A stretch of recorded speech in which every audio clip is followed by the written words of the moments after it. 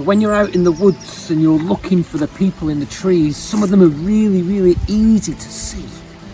But with some of them, we have to help them. We have to bring them back out, just like this one here.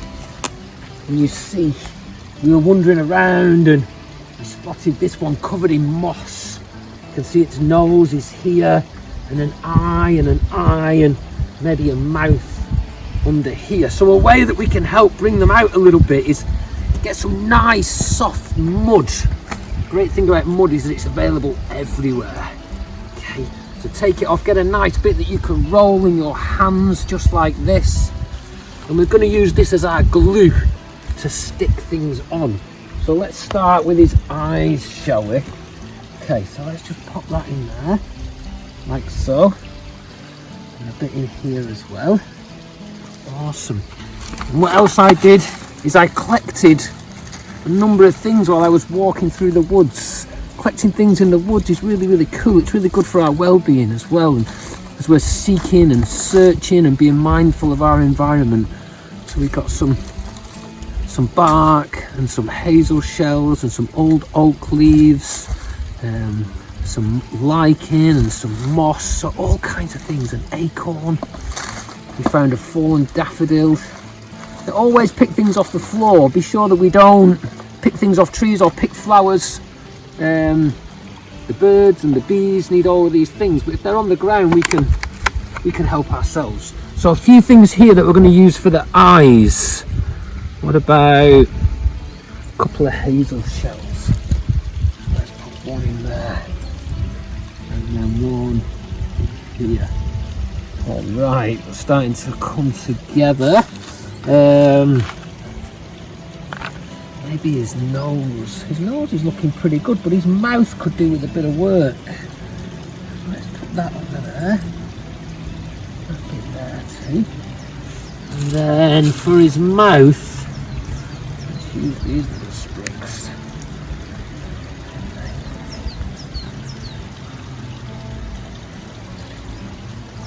There we are. And so he's got a mouth for speaking, and he's got a nose for smelling.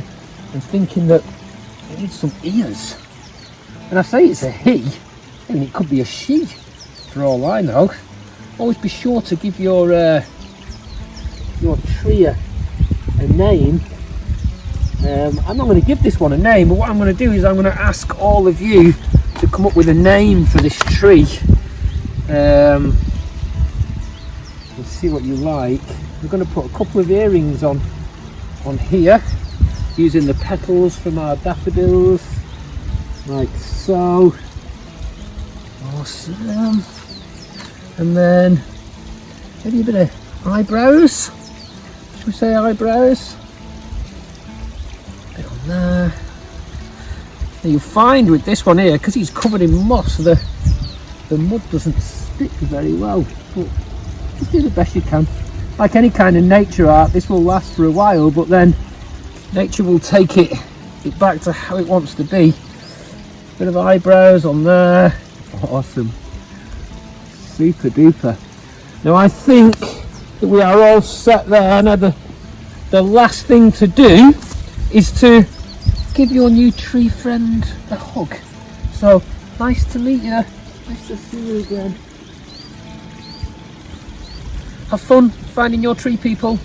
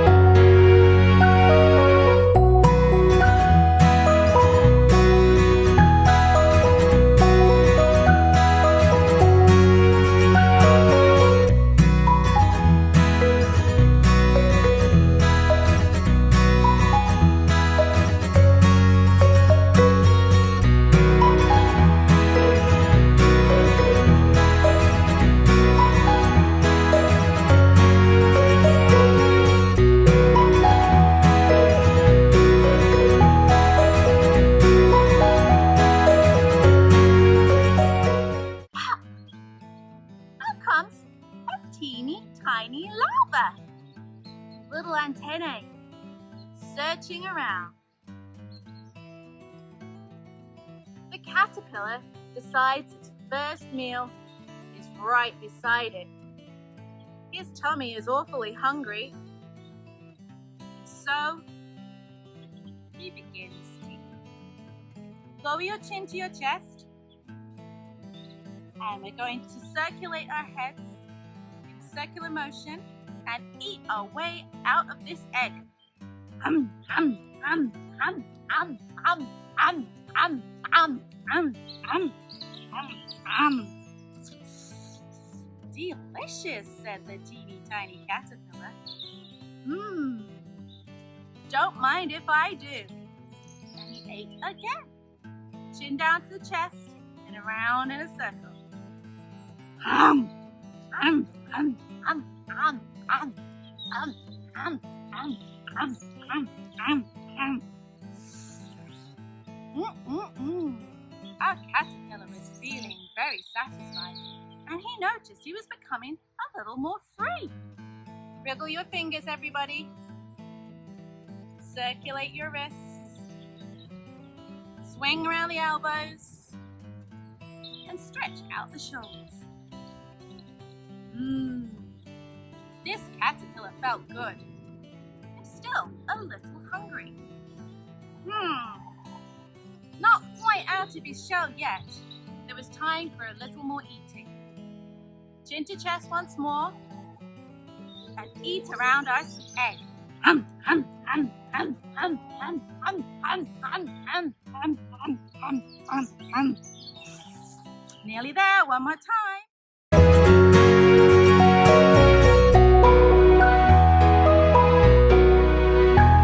This man was a wizard, and he heard these words, "I want to be young and strong and beautiful forever and ever."